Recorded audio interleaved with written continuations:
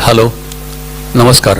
मी अमेय खोपकरजींना सांगितलं होतं की मी भाषण करणार नाही म्हणून, पण मी कृतज्ञता व्यक्त करतो.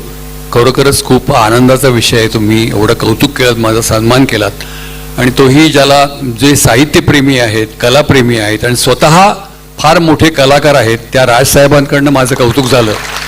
याचा मला विशेष आनंद वाटतो की त्यांच्या चित्रांचा मी पहिल्यापासून, व्यंगचित्रांचा पहिल्यापासून फॅन आहे आणि त्यांच्या हस्ते माझं स्वागत व्हावं याचा मी खरंच कृतज्ञता व्यक्त करतो. मी ऋणी आहे तुमच्या, तुम्ही एवढं माझं कौतुक केलं.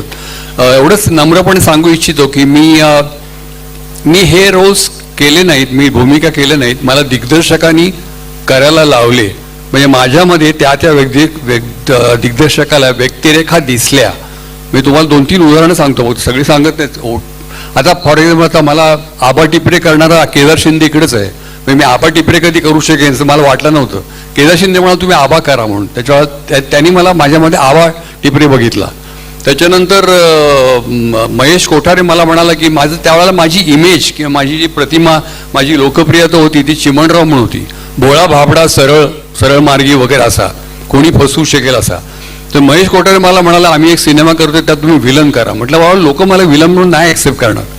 त्याने मला तात्या विंचू केला. मी त्याला म्हटलं तात्या विंचूसाठी कोणीतरी दीपक शिर्के, राहुल सोलापूरकर असे कोणतरी घ्या ना, मी कसा वाटेन. पण तो इतका पॉप्युलर झाला, त्यांचा मार्केटिंग स्किल असेल काही असेल, इतका पॉप्युलर झाला की त्या तात्या विंचूला आता 30 वर्ष होऊन गेली. 30, मला वाटतं 93-94 साली झाला तो सिनेमा. आणि त्याची 2-3 त्यातल्या गमती सांगतो. म्हणजे हे या दिग्दर्शकांचं माझ्यावर ऋण आहे. दिग्दर्शकांनी मला त्या व्यक्तिरेखा भूमिका करायला लावल्या. माझ्यामध्ये त्यांनी विश्वास माझ्यावर दाखवला, त्याच्यामुळे मला आत्मविश्वास दिला. तर त्या मला आत्ता तात्या विंचू माझ्याबरोबर त्या झपाटलेला मध्ये जो मेन रोल करायचा लक्ष्या बेर्डे, त्याच्या मुलांनी माझ्याबरोबर काम केलं आता दशावतारमध्ये, अभिनय बेर्डेनी.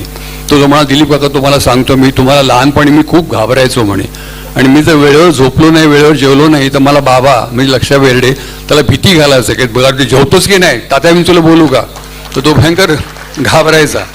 तसा तर तो परदेशी सुद्धा तात्या विंचू झाला आणि 30 वर्षानंतर सुद्धा अजूनही तिथे पोहोचला. याचा आत्ता अनुभव, एक गमतीचा किस्सा सांगतो आणि भाषण संपवतो.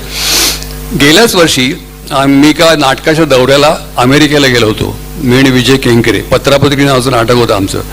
कॅलिफोर्नियाला एका शो नंतर महाराष्ट्र मंडळाची आम्हाला जेवायला घेऊन गेले 25-30 मंडळी. एका इंडियन रेस्टॉरंट होतं अमेरिकेमधलं. अमेरिकन पण गिराईकं इंडियन आपल्या डिशेसवर ताव मारत होती. तर तिकडे जेवण वगैरे झाल्यानंतर ते म्हणाले की आता एक जण तुम्हाला एक गंमत करून दाखवणार आहे म्हणून. आत्ता हा गेल्या वर्षीची गोष्ट आहे. एका कंपनीचे व्हाईस प्रेसिडेंट, सिनियर, खूप सिनियर, सुटाबुटातले, ते उभे राहिले आणि त्यांनी अगदी लाजत वगैरे असं खिशात हात घातला, खिशातून कवळी काढली, कवळी, आणि त्यांनी लावून तात्या विंचूचं मंत्र म्हणायला लागले, ते ओम फट स्वाहा वगैरे. आणि मग एकदम ओरडले म्हणून, कोबड्या मी अमर झालो. तर ते अमेरिकन काट्या चमच्याने तिकडे डोसा खात होते. ऑलमोस्ट त्याचा काटा आतमध्ये गेला, इतकं जोरं ओरडले ते. तर विजय मला खालून पाय मारतोय, काहीतरी दाद दे म्हणून. काय बोलणार त्यांना. आणि ते म्हणाले की प्रभाकर तुमच्या संमतीने मी याचे प्रयोग अधूनमधून करत असतो म्हणे. तात्या विंचूचा प्रयोग करतो तो व्हाईस प्रेसिडेंट कंपनीचा अमेरिकेतल्या. ही आत्ताची गोष्ट. सांगायचा मुद्दा काय की महेश कोठारेंनी मला तात्या विंचू बनवलं. असे बऱ्याच लोकांनी मला ह्या केदार शिंदेचं नाव सांगितलं. मतकरींनी अनेक चेटकी मला करायला लावली. विजया जोळेकरांनी चिमणराव दिला. तर संजय सुरकरनी आणि स्मिता तळवलकरनी मला चौकट राजामध्ये नंदू करायला लावला. आयत्यावेळेला मतिमंद आयत्यावेळेला मला करायला लावलं.